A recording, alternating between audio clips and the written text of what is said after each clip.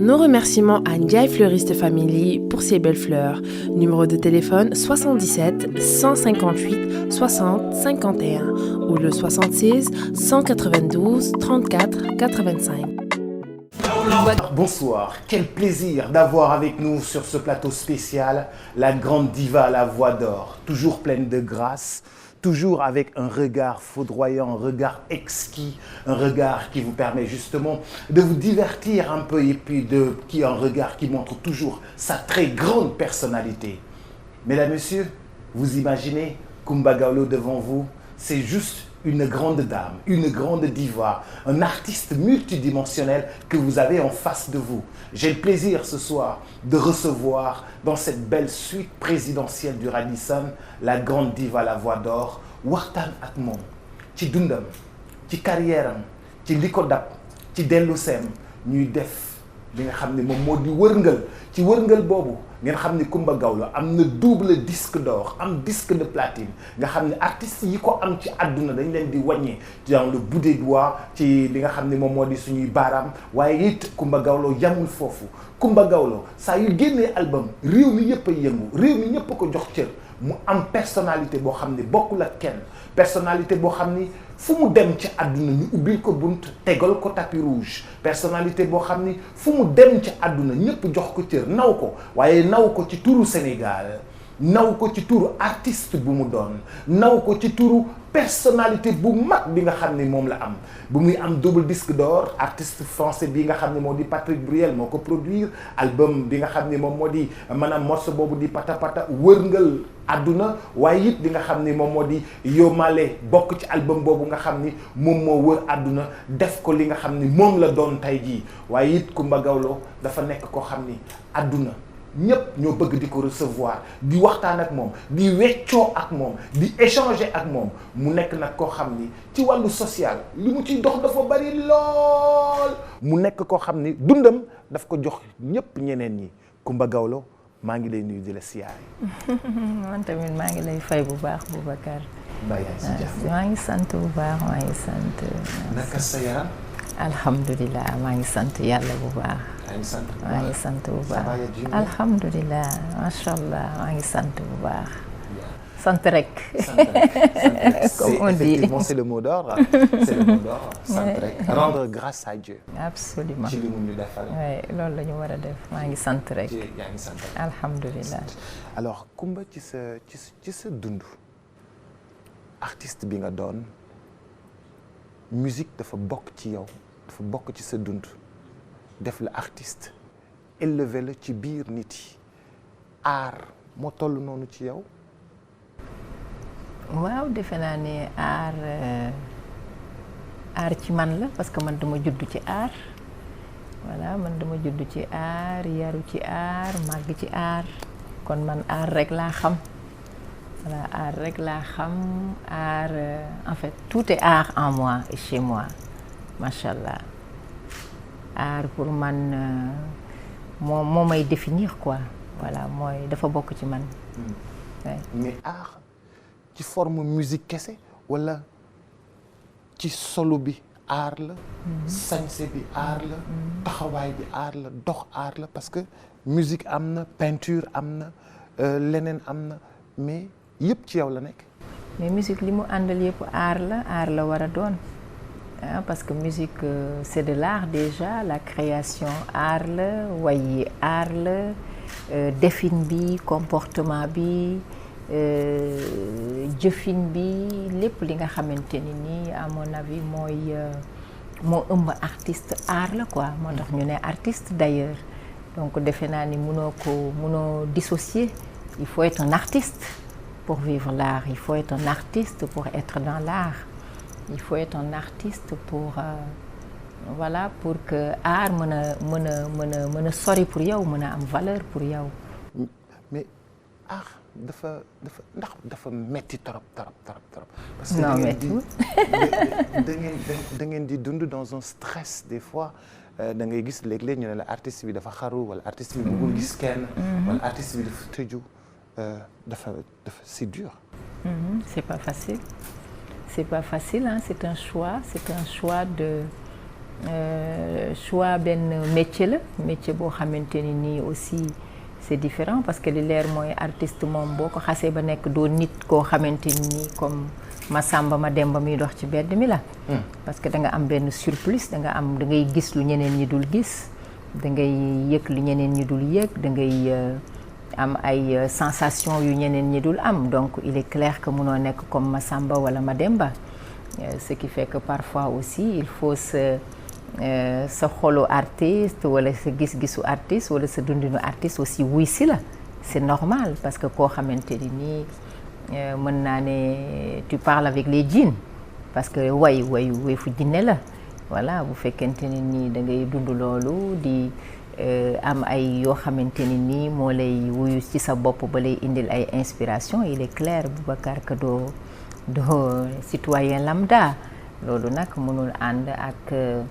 effectivement yenn yi parfois artiste bi dina nekk ci àllu artiste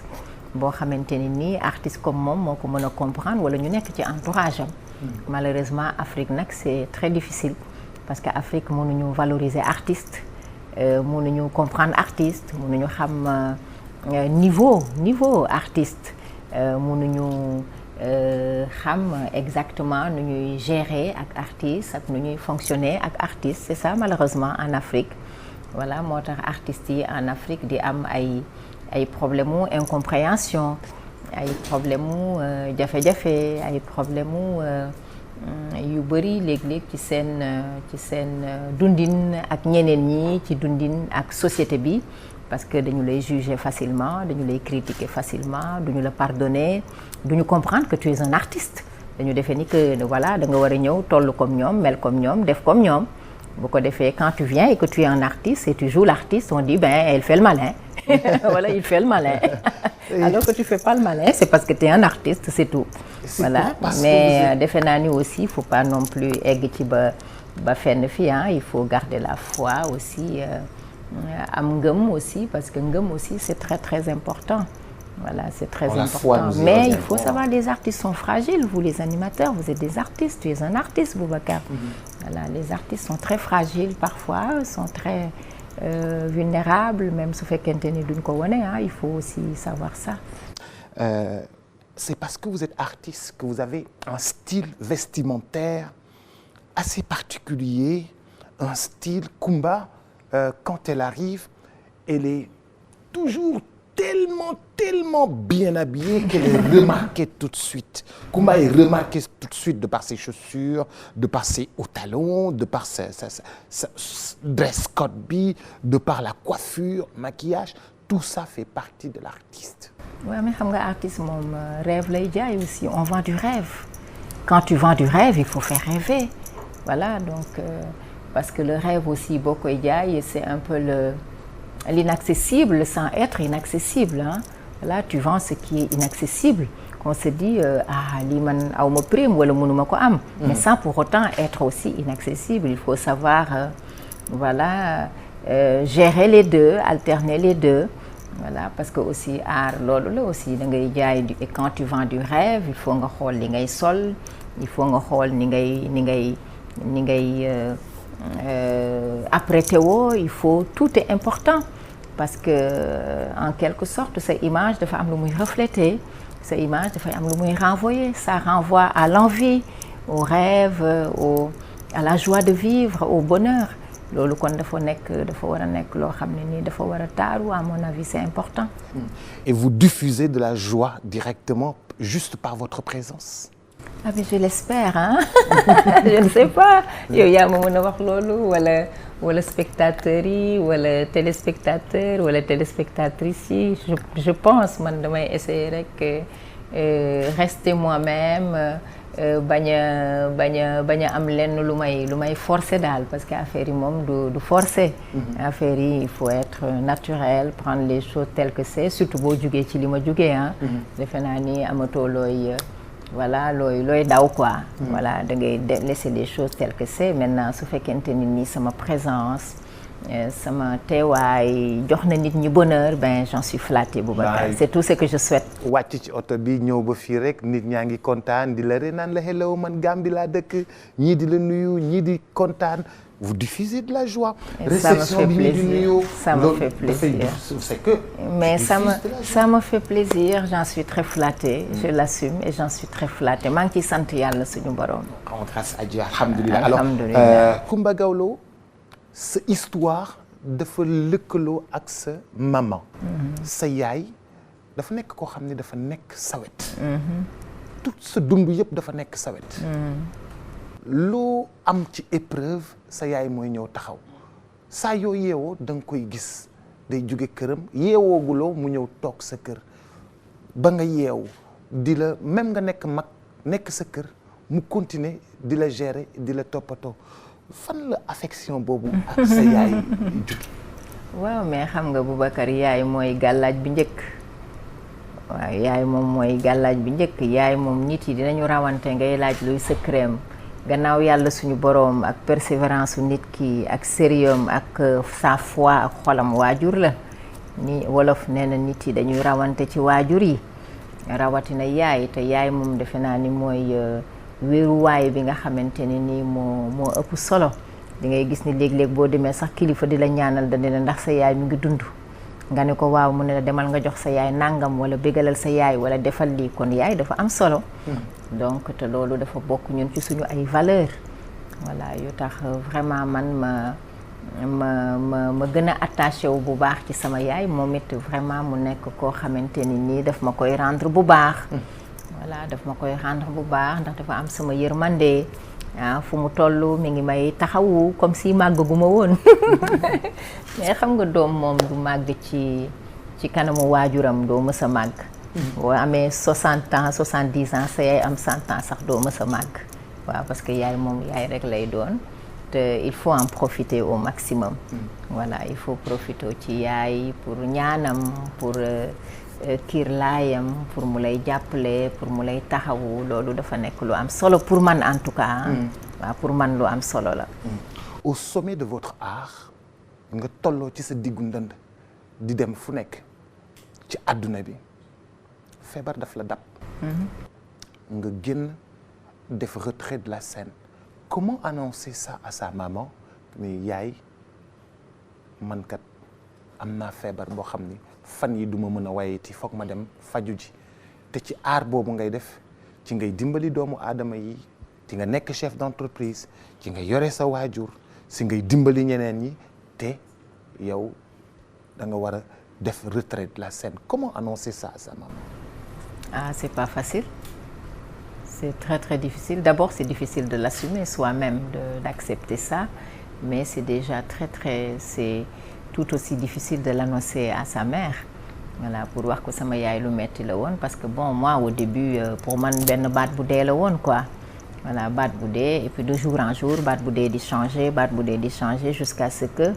voilà, tu te rends compte que am na leneen derrière. Voilà, loo xamante ne nii c'est pas facile parce que déjà pour wax ko moom mu comprendre ko dafay defe ni baat bi moo dee nga dem def diagnostic ñëw ñu ne la sa corde vocale gauche moo bougé doo mën a comprendre nga ni mais corde vocale buy bougé kii de xamul li muy wax voilà jusqu'à ce que après tu te rends compte de la réalité et puis bon là c'était très difficile ay moment yu metti la woon parce que moom mënu ko woon gëm quoi. Voilà mënu ko woon gëm mënu ko comprendre donc c'était pas facile c'était très difficile. yow nga war a def retrait am ay soppe sénégalais yi di la ko rendre très bien toujours ñu lay wan affection di la wan mbëggeel boobu ñu la doon wan nga ci aar bi ngay def nga xëy suba war leen wax ni je vais arrêter un peu c'est un moment difficile ça je le comprends pour vous mais vous devriez trouver les mots pour convaincre expliquer dans les détails que ni yow da nga feebar may leen ma dem faju ji. waaw c'est pour ça que ma jëloon décision douloureuse bi nga xam ne moom laa jëloon annoncé ko parce que man bi may annoncé sama retrait ci sama ay plateforme sama yaay yëgu ko woon parce qu'il aurait jamais accepté parce que xam nga Afrique dañuy ne way boo feebaree bu ko siiwal boo feebaree bu ko wax xam nga rek suñu ay tabou africain voilà tabou yoo xamante ne nii bon ñëw ma ko parce que man africaine la et puis de surcroît gawlo doublé de géwël ñu élevé ma dans la pure tradition africaine kon defe naa ni gawlo et géwël y a pas plus ancré aux racines mais seulement Senghor disait ouverture mais enracinement donc il faut s'enraciner mais il faut s'ouvrir aussi et quand on veut s'ouvrir il faut accepter la réalité et être honnête avec les gens et c'est ce qui m'a poussé à annoncer ça te bi ma koy def c'était à l'insu de ma mère maanaam moom nekk fa woon daal ci gàttal parce que su fa nekkoon du ko nangu parce que dafay wax africain fii fu ñu xamee loolu alors que c'est pas sérieux pour man munoo am tawat ji ma dal nga gis ne yow sa ëllëg lu bari leeratu ci nar nga toog ab diir dootoo xëy na way nga ne dama koy nëbb loolu c'est irresponsable pour man c'est pas sérieux quoi parce que il faut quand même ce public nit ñi xam lan moo la téye ñu la gisee en activité gisatuñ la en activité il faut quand même assumer ñu xam ne écoute lii moo la téye quoi et puis amul lu ñuy nëbb daal ci gàttal donc loolu raison yooyu yëpp moo taxoon vraiment ma jëloon décision bi nga xam ne c'était très très difficile parce que entre moment bi nga xam ne annoncé naa ko ak moment bi nga xam ne après siiw na c'était comme un tremblement de terre si je peux l'appeler ainsi parce que après ay nuit ay guddi insomnie la ndax famille bi dañuy jóge fu nekk mbokk yi di jóge fu nekk nit yi di jóge fu nekk di woote réewu Afrique ku ne di la woo fu nekk c'était très très difficile les journaux la presse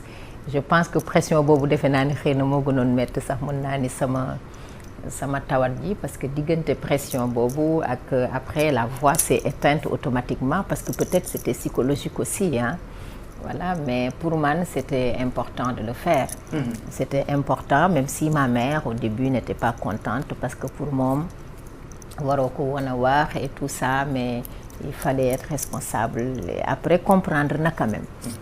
après comprendre na ni amoon naa raison que waroon naa ko wax parce que du looy nëbbu daal.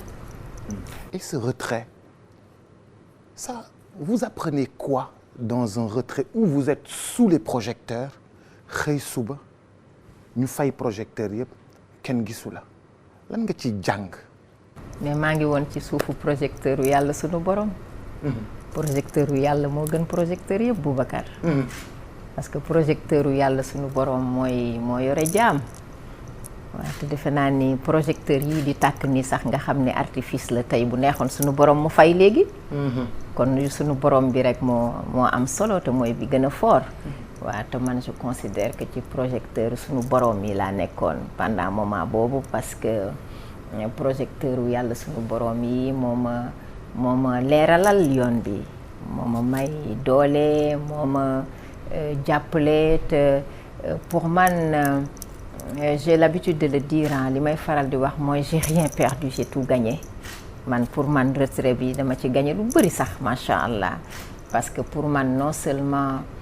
lu ñu bindoon la loo xam ni dafa waroon am parce que bu amul woon ñi ma ci rencontré duma leen ci rencontré parce que man li ma gëm mooy dans la vie tout est écrit avant ta naissance koo war a xam da nga koy xamanteel même suñu daje bi tey c'était écrit ça devait se faire c'est pas un hasard tout est écrit kon ñi nga xam ni ñoom laa waroon dajeel ci sama moment yooyu noonu yàlla ne woon at sàngam bët sàngam bërëb sàngam ñooñu il faut ma gis leen mais ñooñu nag pour ma gis leen ma xam leen ba ñuy saafonte ba amante ay coloré il fallait que lii dal ma parce que bu ma dalul mënuma leen xam nan laa leen di dal xamee ñooñu ay docteur lañu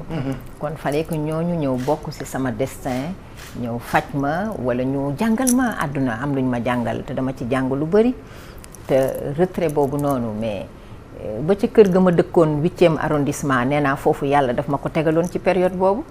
ni fii diw moo fii dëkk ci période bi keneen du fi dëkk naa fa 3 at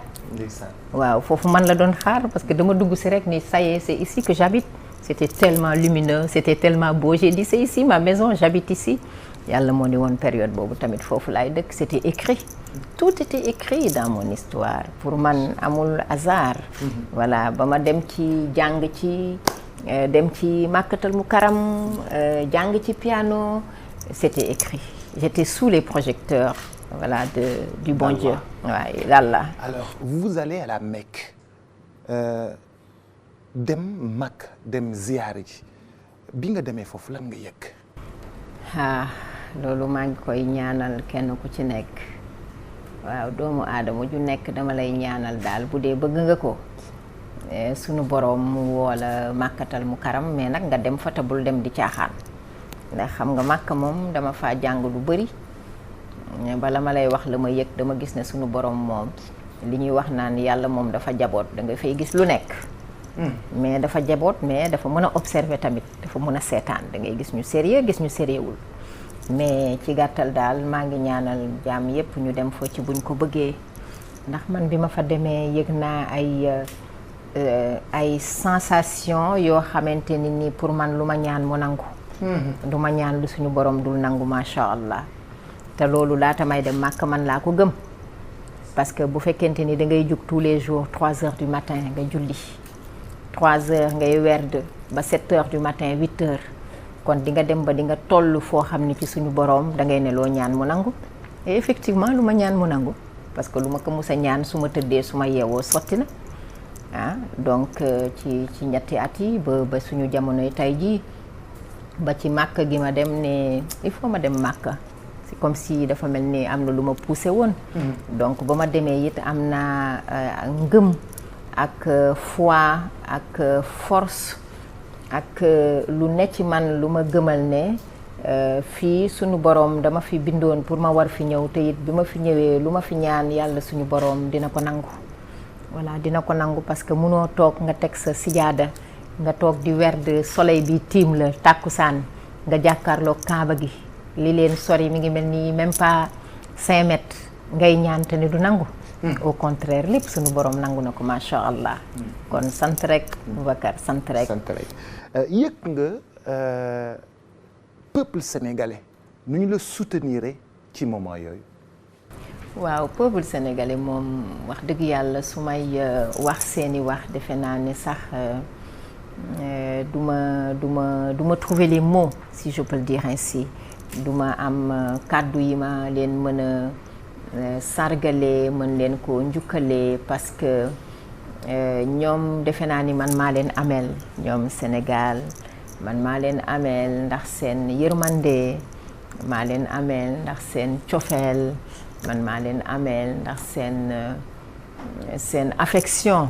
man maa leen ameel ndax seen solidarité dama leen ameel ba je me sens tellement redevable c'est le mot bu may leeni xool sax damay am kersa léegi dama nekk beneen doomu aadama ku may tooñ sax dama lay baal.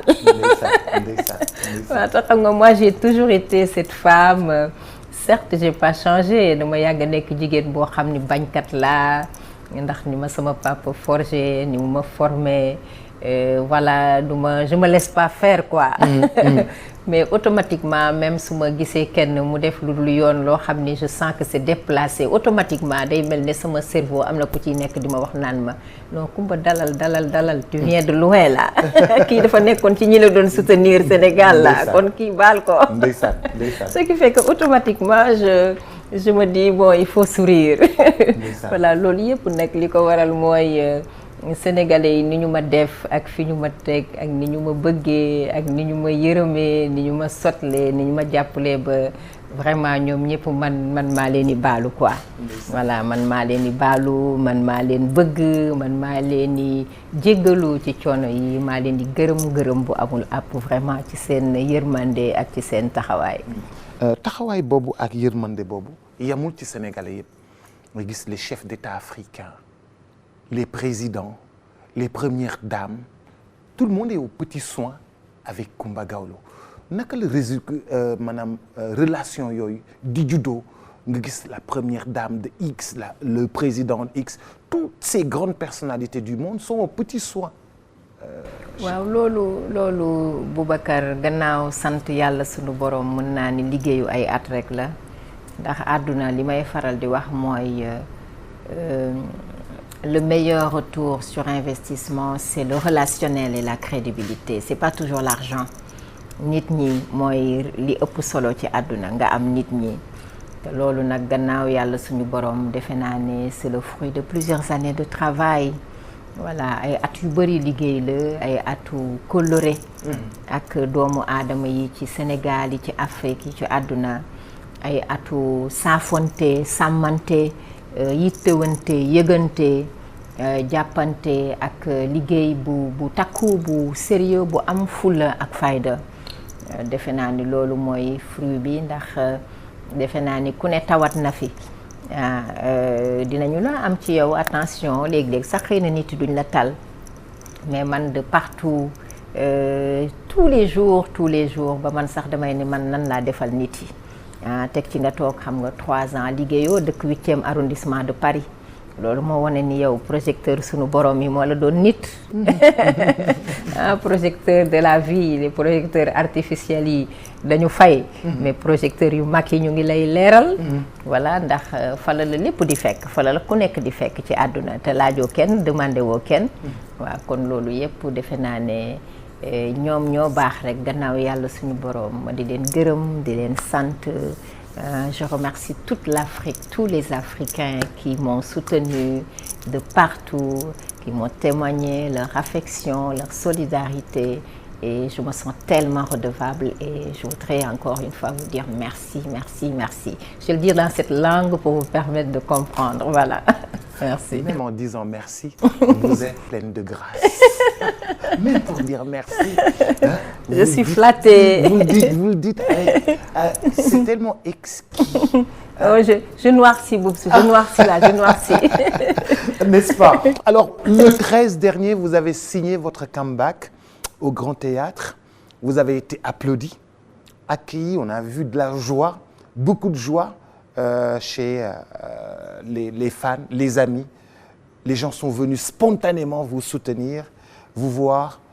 nga jouer piano, ñu xool seetaan la kontaan tàccu la gunge la. C'était un retour triomphal, mais dans le geste et dans le cœur, en les regardant, comment vous avez senti ça en entrant avec le fameux Tadjaboun de Ismaël Lo? J'étais là, j'ai tellement aimé.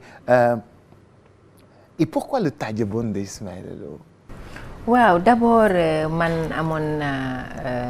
émotion bu bëri après 3 ans retrouver public bi parce que yombul woon moment de stress yu bëri la woon parce que boo toogee 3 ans wayuloo 3 ans après nga ne da ngay retrouver public bi da nga doon laaj est-ce que di nga way est-ce que doo way surtout que jusqu'à la veille j'avais quand même des difficultés amoon naa ay difficultés ci sama baat jusqu'à la veille et c'était pas évident et jusqu'aujourd'hui à 17h j'avais aussi des difficultés il a fallu que ma wootee ñu yónnee ma un médicament qui s'appelle Solupred. Voilà, il paraît que c'est un corticoïde parce que j'avais très mal te mënuma woon retrouver sama voix. Donc j'ai dû appeler jusqu'à l'étranger rapidement il faut trouver médicament bi après donc c'était pas évident donc déjà angoisse boobu ak pression boobu metti woon na mais pression aussi retrouver sama réew. Voilà stress retrouver sama réew sama doomi réew. sama public gu réew ñi nga xamante ni nii ñoo ñëw di ma soutenir ñoo doon angoissé ci man ñoo doon jàq mais defe naa ni Boubacar ci sama jàngat nit yi ñoom ñoo ëppoon ma pression waaw ñoom ñoo ma ëppoon pression parce que ñu bëri dañu defe ne woon man duma way ñu bëri dañu ne woon kii lan lay way kii ndax baat bi dina jóg kii ndax tey dina way loolu laa comprendre après ci mbokk yi ci suma yaay ci public bi ci ñu bëri même des artistes tout le monde se posait la question donc mun naa ni sunu boroom moo ma taxawu wayloo ma donc nekkoon na moment yoo xamante ne nii bëri na pression bëri na stress bëri na questionnement mais bëri woon na aussi bànneex waaw ndax bànneex bi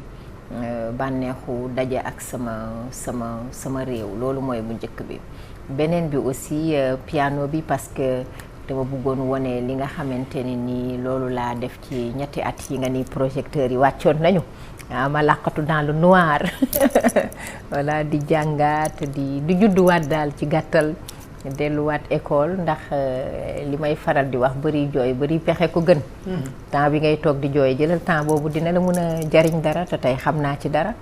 parce que au moins di nga ne man de heureusement que tooguma woon rek di jooy sama temps bi ma toog nii kat am na lu ma jariñ ndekete. donc loolu moo nekkoon beneen aspect bi mais beneen bi aussi Tadjabone Ismaël Lo parce que Tadjabone Ismaël Lo bokk na ci morceau yi ma jàngee piano. waaw bokk na ci morceau yi nga xam nga Tadjabone classique la.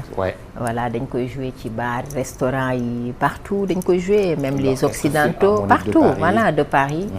donc Tadjabone bokk ci morceau yi nga xam ne man moom laa jàngee piano. donc et puis nekk classique bu ma neex et puis je voulais rendre aussi hommage à Ismaël Lo voilà donc raison yooyu yëpp la woon quoi vraiment. macha allah alors xam nga Coumba yow. da ngay yëngatu lu bëree bëri ci social da nga doon yëngatu lu bëree bëri ci social di jàppale di gunge ma fàttaliku 2012 organiser nga concert bu mag ak 25 artistes pour jël li nga ci am jox ko sinistré yi jamono yooyu dañoo amoon ay jafe-jafe je pense que c'était des inondations. Et tout ça. Vous avez pris de l'argent et tout ça vous avez distribué des vivres. Vous distribuez des vivres, vous distribuez des médicaments. Tout ça est-ce que du fibre sociale boobu fan la jóge ci yow benn ñaareel bi est-ce que di nga ko mën a continuer fii nga toll nii. waaw question yu pertinente la. fi mu jóge ci man mooy loolu man je suis issue du social parce que man cas social la ndax famille modeste laa juddoo xam nga boo juddee famille modeste di dox di jàngi école di dëkk ci benn néeg dëkk Grand Yoff Arafat di fa doxee di dem di jàngi léeg-léeg nga jóge fa dem dëkkaat Thiaroye jóge fa dem dëkk tey Guédiawaye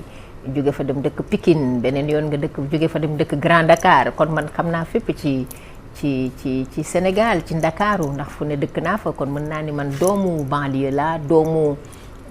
Sénégal la de toutes les couches et puis xam naa réalité sénégalaise ak difficulté yi parce que dama ko dund voilà dama ko dund donc kër gu ci nekk mën naa la wax ni ñuy dundee seen ay jafe-jafe bu dee xale nga benn néeg ngay dëkk yow ak sa famille ak say parents xam naa xale bi koy dëkk tey Guédiawaye lan mooy nekk dans sa tête parce que je l'ai vécu bu fekkente ni yaa ngi dox di dem jàngi école muy sedd nga dem ci école ba ndekki woo lekkoo xam naa psychologiquement lan mooy nekk sa bopp parce que je l'ai vécu voilà kon loolu moo waral man ma ne bi ma yàlla dimbalee vraiment naa xool ci sama tur ak ci li mu ma may nan laa ci mën a bokkee ak ñeneen ñi parce que loolu rek aussi laa mën a def non seulement pour impulser ñeneen joxe exemple bi mais aussi aider la société c'est très important pour man waaw loolu c'est très important beneen bi it mooy action humanitaire yi nga wax ndax dinañu ko loolu effectivement ñu ngi koy def parce que man bi ma ñëwee après mon retrait de la scène bi ma ne cëpp Sénégal action bi ma njëkk a def action humanitaire la parce que dama daal di dem Martin Luther King sama ancien collège voilà def une cérémonie de remise de serviettes hygiéniques pour suturaal xale yi parce que dama gis ne xale yu jigéen yi suñuy jàng généralement dafay am li ñuy wax ci tubaab déscolarisation maanaam ñi ngi scolariser mais jàngatuñu léegi parce que gis nañu baax donc dañuy toog une semaine seen kër ndax seen waajur amuñu lu mu leen jëndalee tampon hygiénique serviette hygiénique wala amuñu ay moyens wala dañuy tawat ba finalement seen njàng yàqu donc loolu moo waraloon ñu daal di def campagne boobu ñuy woowee campagne pour le bien-être des jeunes filles ma commencé ko Martin Luther King bañ fa jugee defaat yeneen ak yeneen action kon man mën naa ne action humanitaire à travers ci sama association bi di Lumière pour l'enfance Coumba Gawlo loolu mënu ci ñàkk quoi loo xamante ni nii lu am solo la ci sama dundin ak sama organisation daf ci bokk quoi ak ci sama gis-gis mais ci beneen statut da nga nekk aussi femme chef d'entreprise nga yore ay employés orchestre bi rek da nga yore ay employés bu dee orchestre bi rek nga yore Go Média am une radio FM Femme FM, une radio pour les femmes, di entreprendre mais mu am lu bëri loo xam ne ay responsabilité la yoo xam ne dafay peser ci sa mbagg ñooñu ñëpp dañu war di fayeeku ci sa mbagg comment ça se passe. yow laa ko war a laaj.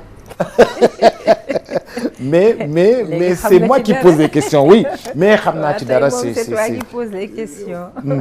donc non c'est pour dire que yow xam nga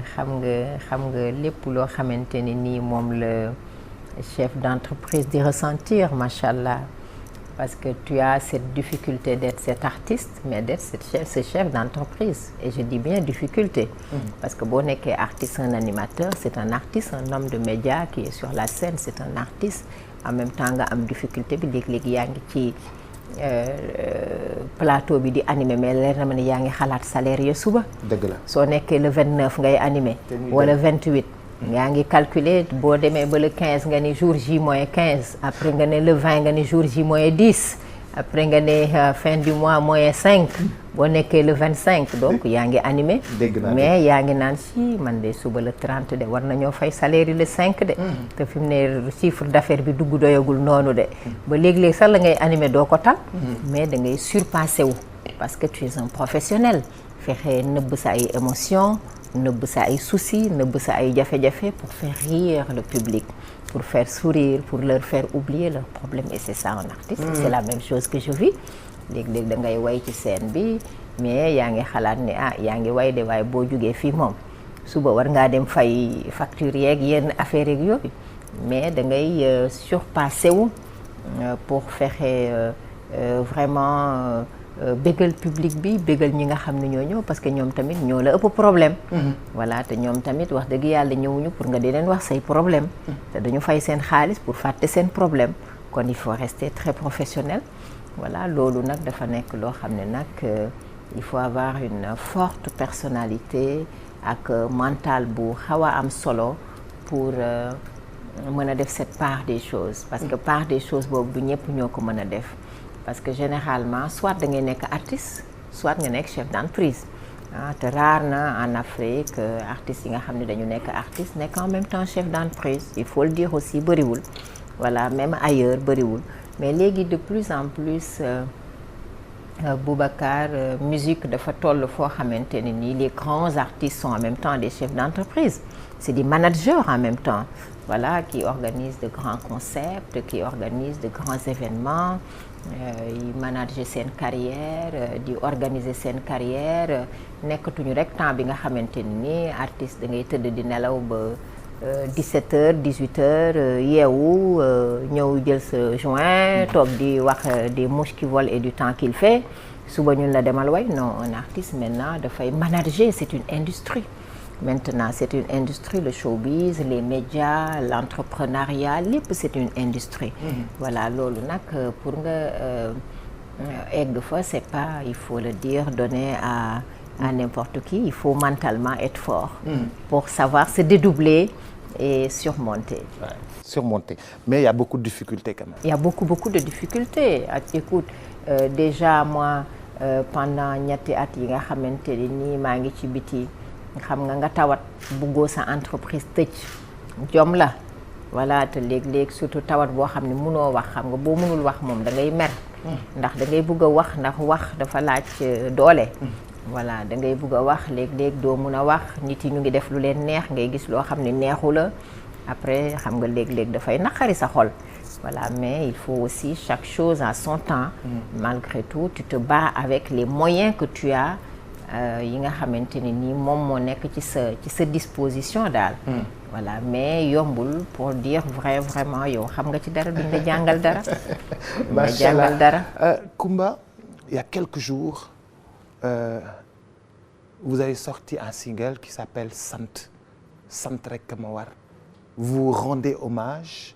à Allah vous remerciez Allah dans un style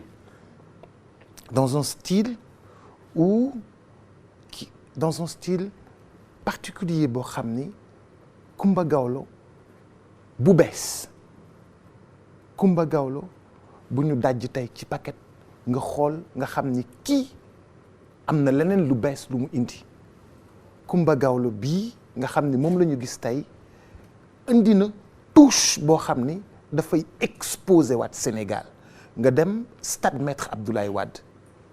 génnee ko te ñëpp gis nañ ko ba pare waaye nga génnee ko ci beneen facette génnee ko ci beneen façon Sénégal bëgg organiser Coupe d'Afrique des Nations yow nga ñëw balaa Sénégal di wax ni damay organiser nga génnee ko exploser ko wane ko ba ñëpp gis ko ñëpp mujjee am cofeel bu raw bi ñu amoon ci stade bi ba noppi waa CAF sax daal di sol seen dàll daal di ñëw ne xaaral ñu ñëw xool ci stade bi. comme que Sénégal dugal na. li nga xam ne moom moo di pour organiser Coupe d'Afrique. D'où vient cette inspiration dans la musique pour que yow nga tu es avant-gardiste balaa nit yi def dara di ko xalaat yow def nga ko ba toog. waaw projecteur suñu borom bi la rek Boubacar sant rek waaw sant rek ndax xam nga métier moom bu fekkente ni nii moo tax li sama papa daan wax naan looy def rek na fekk nga mën ko nga xam métier ba nga jàng ko ñu nàmpatan la ca am na solo mais nga maîtriser sa métier c'est très important te loolu lépp nag defe naa ni fànn yi bari nañu bu njëkk bi mooy su fekkente ni nii toog nga ñetti at yoo xamante ni nii defe naa ni da nga nekk en retrait da ngay xalaat da ngay jàngaat da ngay judduwaat li tubaab di wax renaissance da ngay gis lu bari da ngay am temps wu déglu am temps wu xool am temps wu jàng ci kaw boo ko bëggee parce que quand même tawat aussi àndul ak jàng parce que du 3 ans yoo xam ni man dama ko jël avec plaisir ni damay jël vacances non c'est 3 ans qui m'ont été imposés par le destin voilà mais dama ne da nga koy retourner il faut savoir retourner les situations à ton faveur tu vois pour mu nekk à ton avantage donc 3 ans yooyu nag jàng naa ci observer ci lu bari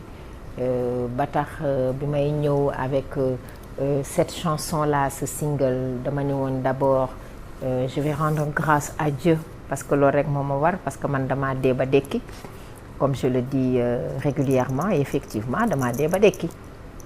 et quand tu renais en quelque sorte defe naa ne da nga war a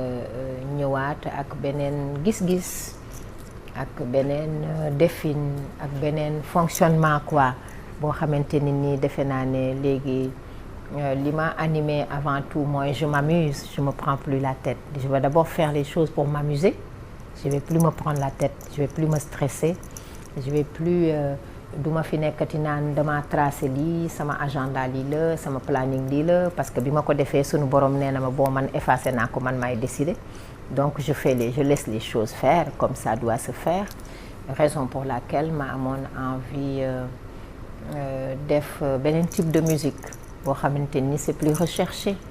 voilà c'était plus recherché gannaaw ba ma ci santé sunu borom ndax sant rek moo ma war te boo dee xool sant rek thème bi dafa profond parce que dafay xamale ni àddina dara jaru fi rakkaaju quoi maanaam sooy nekk di tëb di dal tamit yàlla moom bu la bëggee jël teg la fenn teg na la fa kon àddunaa ngi nii dara jaru fi di rakkaaju donc da ngay dal daal da ngay dal et puis ma dellu wax aussi ci chanson bi ni man gis naa kéemtaanu borom bi effectivement kéemtaan la parce que quand ta voix s'éteint parce que effectivement laal nañu sa baat te bëggoo woon ñu laal sa baat voilà maanaam beneen machine externe laal na ko budul leneen donc nga jékki-jékki munoo wax ba nga di wax kon loolu kéemtaanu suñu borom la voilà kon loolu lépp nag moo waraloon ma amoon envie revenir avec un autre type de musique après avoir écouté beaucoup de musique après avoir eu beaucoup d'autres influences musicales voilà et puis ci noonu nag laa ci liggéey ak Gelongal que je félicite parce que vraiment ils ont fait un travail fabuleux même sur la musique parce que la musique ils l'ont créée avec moi voilà ñoom ñoo ko créé ak man et tout et c'est un peu pop, funk, ballard. Donc et c'est magnifique ah. Macha allah kontaan naa gannaaw public bi apprécier nañ ko donc loolu mooy benn aspect musical bi. Beneen aspect bi aussi xam nga Boubacar li may faral di wax naan ñun yàlla day wax ak ñun mais duñ ko déglu. Et ça j'y crois hein. En tout cas moi depuis que je reviens de loin j'ai une autre vision de la vie. Boo xam ne damay ne sunu borom day wax ak ñun mais ñun tamit xam nga dañu dëgër bopp ba duñ ko déglu te pourtant boo ko dégloo nag day régler lépp. Ah man de léegi dama koy déglu léegi je me prends pas la tête su mettee ma xaar ba fajar ma sol samay yu weex tàll yu rafet def samay parfum di julli ba 7 heures daal di nelaw su ma yeewoo affaire yëpp day baax kon il faut l'écouter. Donc xam nga li tax ma ne yàlla day wax ak ñun te duñ ko déglu mooy xam nga li ci bizarre mooy stade bi ñu koy inauguré fekkuma fi. Nekkuma fi woon. dëgg la yow xam nga loolu. te defe naa ni ñëpp xam nañ ko. Ndeysaan suma yaay comme moom xam nga dafa am attachement ak yërmande ci man bi ñuy inauguré ndax stade bi apparemment dañ ko inauguré ak grande pompe. Donc man maa ngi toog Paris di ko seetaan ci télé bi sama yaay woo ma ni ma na nga def ma ne ko maa ngi sant mu ni ma looy def ma ne ko damay werd. Parce que bon werd bi laay def moo may tenir quoi moo may jàppale pour ma bañ a xalaat mu ne ma tristo j'ai pas compris sa question ma ne ko triste pour lan parce que moom saa yu gisee ay artistes di tëgg di way mu gis mumbaay yi affaire yi daf may xalaat. damay xalaat parce qu'elle pense que bon maa ngi triste alors que man triste ba ma ne ko triste pour lan mun ma waaw xam nga ñu ngi inauguré stade bi rek ñëpp a ngi may woo naan ma Kumba de moom bu fi nekkoon. Kumba rek moo fi manqué Kumba avec son aura Kumba ak lii yëpp bu fi nekkoon ma déglu ko ba mu yeggal ma ne ko gis nga ñoo ñëpp dañ laa bëgg a dofloo Kumba mënul fu ne mu ne fa ku nekk ak sa bés yàlla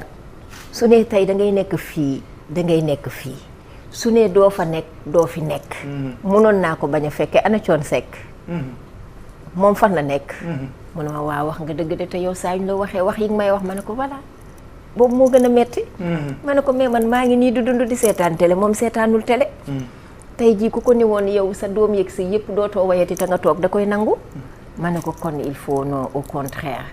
triste ma de maa ngi seetaan au contraire je m'amuse même parce que maa ngi gis nit yi ñuy tëb di dal ku ne di def lu lay neex. mais boobu Boubacar ce que les gens savent pas c'est que yàlla suñu borom mi ngi wax ak man mi ngi ma naan moo ne sama jàmm bi stade bii. di nga ci am loo xam ne yow rek yaa ko ciy am lu ci kenn dul am ba abadan yow rek yaa ko ciy am te bis nga Mumbaay gii ku nekk di bokk di xëccoo bëgguma la cee boole ndax yow dama laa taamu ci sama jaam yi te yow sama jaam yi nga gën a bëgg nga li ma gën a bëgg laa nga bokk te yow dama lay beral loxo di nga ci am lu ci kenn amul mais boobu déglu ma woon suñu borom comprendre nga fi may waxee. c'est philosophique. est-ce que comprendre nga fi may waxee. c'est philosophique. booba nag suñu borom loolu la ma doon xamal. ni ma bu waxtu wa jotee rek stade ba danga ca am lu ca kenn amul ba faaw nag te doo ci bokk ak kenn ba faaw te stade bi ba faaw dañ koy gis te yow rek yaay tax mu neexee yàlla suñu borom yow sama jàmm bi toogal rek sa waxtu bi bu jotee dinaa ko régler. Et je rentre au Sénégal ma defar sant rek ñu bind way bi defar musique bi ba arrangé ba war a tourner clip ba def repérage et puis dans la nuit à 4 heures du matin. Je finis de prier, quelque chose me dit dans ma tête, mais et si tu tournais ton clip au stade Abdoulaye Wade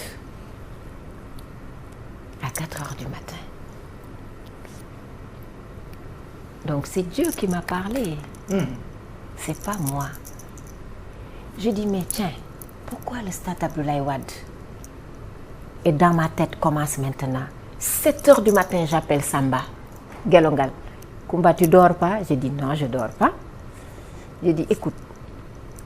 on va tourner finalement le clip au stade Abdoulaye Wade. Mon maman, mais pourquoi le stade? J'ai dit, je vais vous dire pour plusieurs raisons. Parce que d'abord, Dieu m'a parlé, je dois le faire dans ce stade. C'est lui qui m'a envoyé le message comme quoi je dois le faire dans ce stade. Mais pour plusieurs raisons. D'abord, après 3 ans, dama ñëw rendre grâce sunu borom. di sant yàlla. Après 3 ans, dama ñëw sant Sénégal. Le stade Abdoulaye Wade symbolise le Sénégal kon foofu laa war a dem rendre hommage Sénégal. Après 3 ans dama ñëw rendre hommage l'Afrique rendre hommage la solidarité, l'amour, la fraternité. Le stade Abdoulaye Wade dafa symboliser amour, cohésion, fraternité entre un ancien chef d'État et un actuel chef d'État. Macky Sall rendre hommage Abdoulaye Wade pour wane Sénégal seen mbaax seen teranga seen solidarité kon y a pas plus symbolique que le stade Abdoulaye Wade pour tourner sant rek et enfin pour vendre la destination Sénégal foofu laa ko war a tourner pour vendre la destination Sénégal ce stade mérite ñu wane ko ci taar bi mu taaru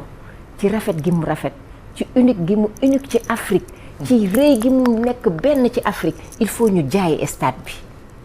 pour àdduna xam ne ñun am nañu Sénégal loo xamante ni nii mérité na ñu wane ko mérité na ñu valoriser ko pour vendre la destination Sénégal et pour la postérité.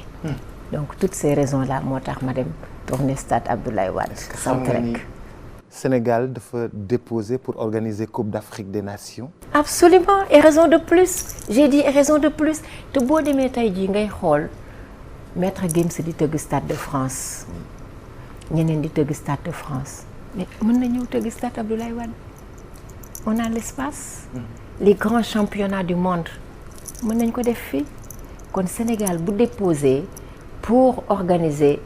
Coupe d'Afrique des Nations raison de plus pour faire la promotion du stade Abdoulaye Wade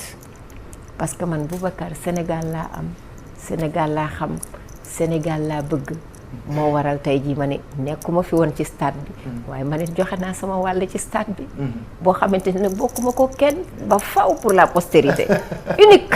et puis da nga génne rafetaayam da nga génne am na partie yoo xam ni nit demu fa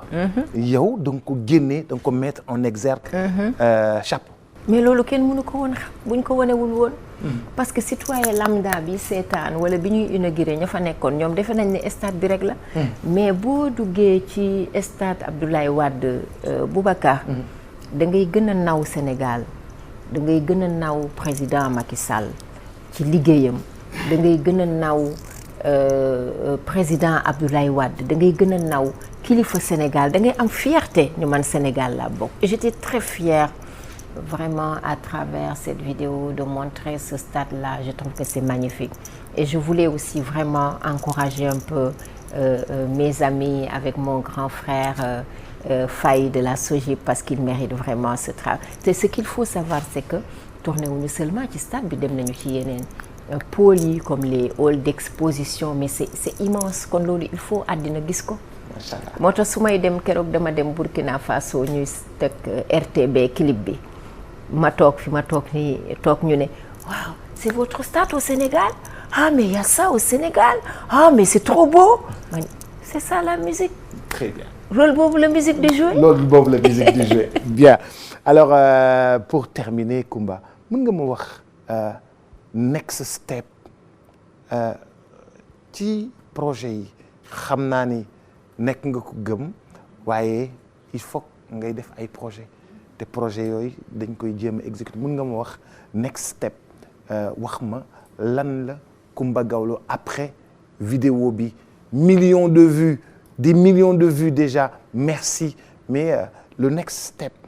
c'est un festival c'est des concerts c'est des soirées VIP c'est une tournée africaine est-ce que Coumba est prête véritablement à replonger? Ah mais je suis prête depuis le premier jour que je suis rentrée Boubacar bés bu njëkk bi ma njëkk ñëw man laa pare maintenant c'est vrai que léeg-léeg su ma toogee di def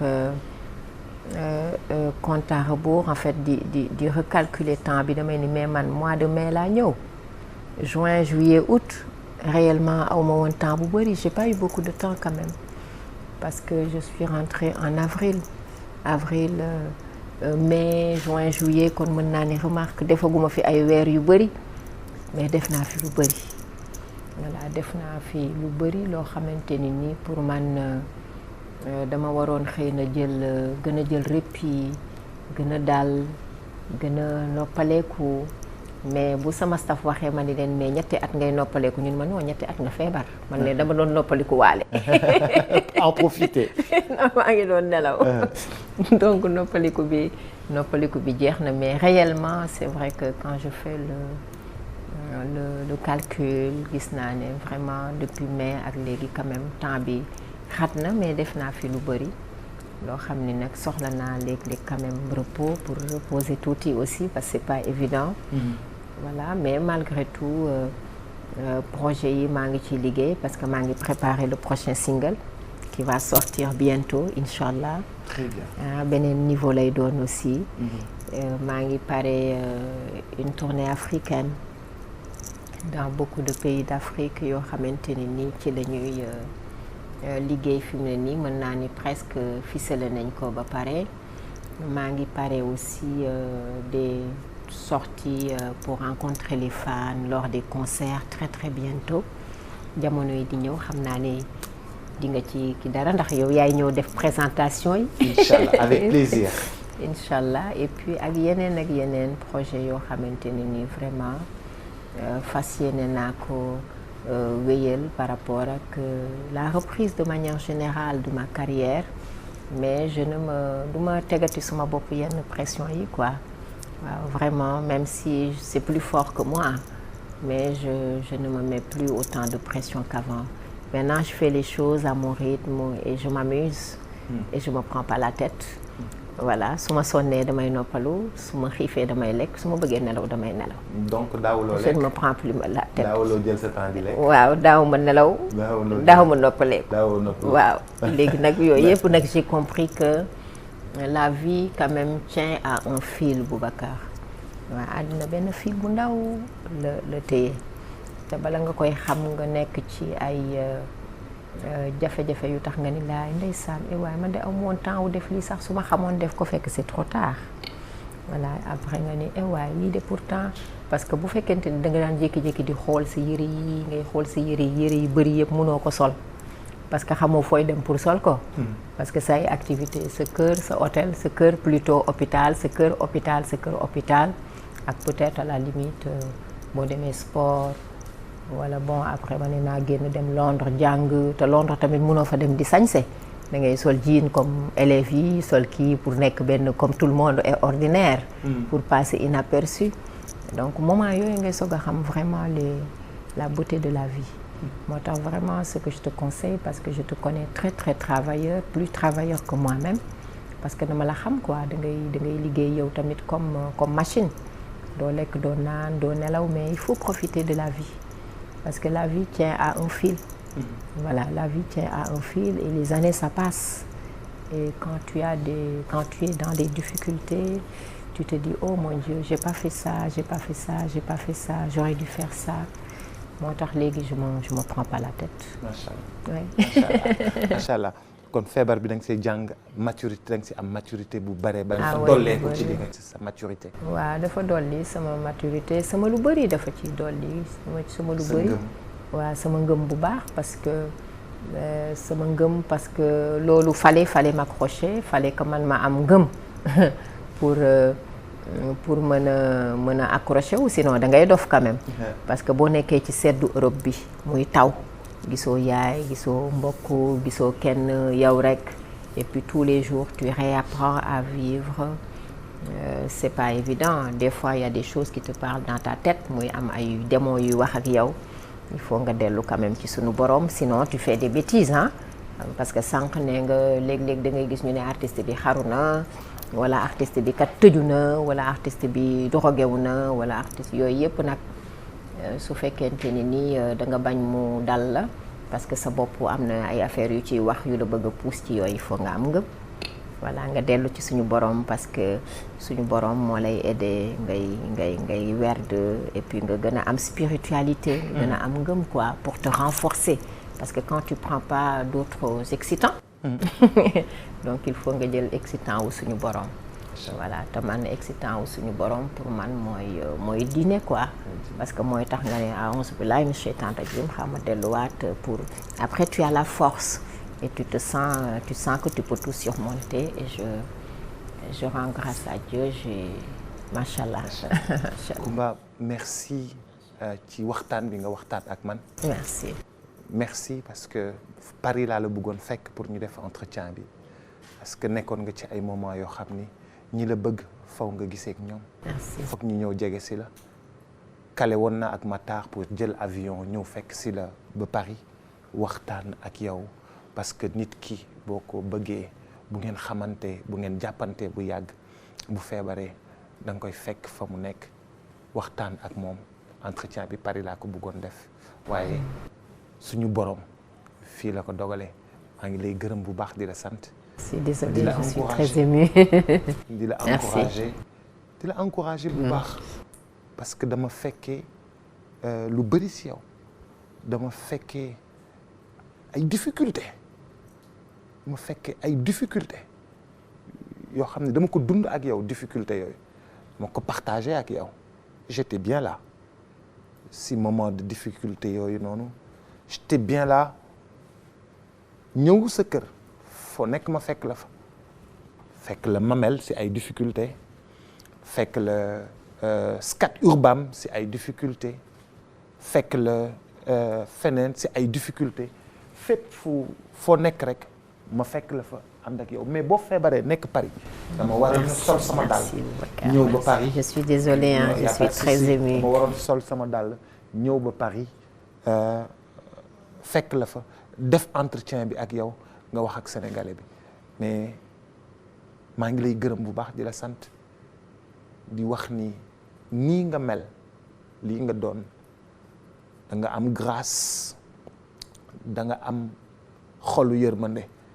da ngay jàppale nit yi da ngay sonn ci sa réew bul dellu ginnaaw te bul bàyyi continuer te nit yi dañu la yittewoo dañu la soxla et da nga bokk ci suñu dund ci aar bi boobu ba tey macha allah continue encore sur cette lancée et nous sommes de tout cœur avec vous. Merci Boubacar, merci. Désolée, je suis très émue. Merci, je suis vraiment très très émue. Je suis très émue par tes propos. Sama xol fees na vraiment. Et tout ça, par tout ce qu'on a dit aussi, vraiment, parce que li ñu fi wax ni yëpp feesal na sama xol, tooyal na ko, mais aussi sa affection, sa solidarité depuis toujours dafa yàgg vraiment yow defe naa ne tey jii bu ñu ni woon ñan ñoo mën a bind livre ci man sama jëmm ji defe naa ni duñu la sori te bu boobaa defe naa ni di nga ko bind en livre d'or mais man tamit en lettre d'or mais man tamit bu ñu ni woon ñan ñoo mën a bind ci books man maay njëkk a yëkkati sama loxo parce que dañu yàgg depuis Walfadjri ba léegi et puis ma xam ci yow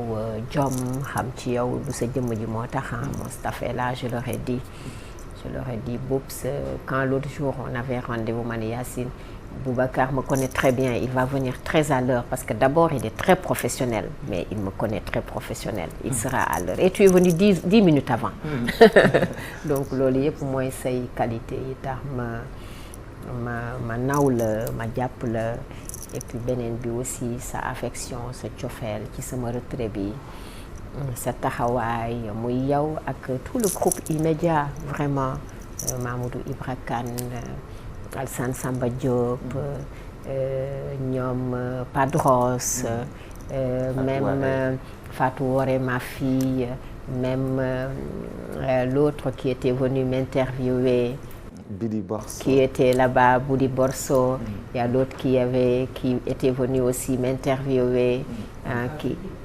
voilà qui a son site et tout ça qui est venu ci gàttal daal groupe bi yéen ñëpp awma seen fay seen affection seen taxawaay seen teewaay gis naa ko ça m'a touché bi ma ñëwee tamit ngeen def ay publicité may ma ko ci rajo bi jaarale ko ci télé bi loolu yëpp xëy na fàtte ngeen ko man fàttewuma ko te teraanga tamit nag teraanga moo ko war a fay parce que àdduna Boubacar teraanga rek lañ fi am ak jàppalante dimbalante defante lu baax te yow da nga yàgg ak man toujours sama chéri rek nga may woowee sama tournée yu bëri ci plage yeeg partout yaa ko daan présenté yëngu leen gii lu ne tëgg nañ ko fa fu ma ne fekk nga ma fa voilà di ma sotle di ma taxawu di jàpp kon vraiment j'avais envie de te faire ce témoignage là aujourd'hui saluer sa jom sa fulla sa fayda sa courage ndax boobu ba tey gisante wuñu di la wax ni yow tamit bokk nga ci ñi Sénégal mën a am fierté ndax seen jom ak seen fulla ak seen fayda ak seen vraiment seen entre-gens ndax xale yu bari da nga leen di impulser voilà ndax sa liggéey mënoon nga ni rek man animateur la yam rajo bi di léegi mais au contraire tu es devenu un chef d'entreprise un vrai entrepreneur de par ton sérieux donc vraiment man am naa affection bu rëy ak mbégte accordé la interview bi ndax yow ci man nga bokk ci man yow boo ma woowee 2 heures du matin sax damay jug nga xam loolu voilà Paris bi nga bëggee ñëw comme ni nga ko waxee malheureusement yaram bi c'était pas évident pour ma ñëw après sutante le visage n'était pas là donc tu peux pas faire d'interview effectivement voilà loolu yëpp moo tax mais kontaan naa daal nga xam ne kontaan naa trop et puis je te porte dans mon cœur moi aussi et je voudrais encore une fois remercier tous les Sénégalais kenn ku ci nekk foo mën a nekk ci sa cofeel ci sa solidarité ci sa affection ndax man Boubacar doomu Sénégal la ndax koo xam ne bi nga amee juróom-ñaari at nga door a way commencé di way ba léegi defe naa ni kooku mosoo dal lu daal waaw moo tax 3 ans de frein c'est bon parce que 3 ans de repos voilà te Sénégalais yi fu ñu toll ñu ngi may témoigner seen affection seen solidarité seen coloré kon maa ngi leen di gërëm yéen ñëpp di leen sant di jéggalu ci coono yi di renouveler encore une fois samay remerciements samay musiciens ci seen coloré ci seen gore ndax ñoom ñëpp dañu toog aussi di ma xaar boobu ba tey di remercier aussi les Gelongal ndax ñoom man maay seen jigéen ci liggéey bu rafet bi ñu liggéey ci clip bi comme tu l'as dit parce que tout est réfléchi au détail près ak chanson bi ak compagnonnage de plusieurs années et enfin mon staff et tout le monde et à ton équipe je vois Silla qui m'a lâché de l'autre côté là-bas bravo à ton équipe et merci à vous tous merci. On va continuer à chanter Dolly di sant on va continuer à chanter à vivre cette belle chanson avec Coumba Gawlo regardez bonne.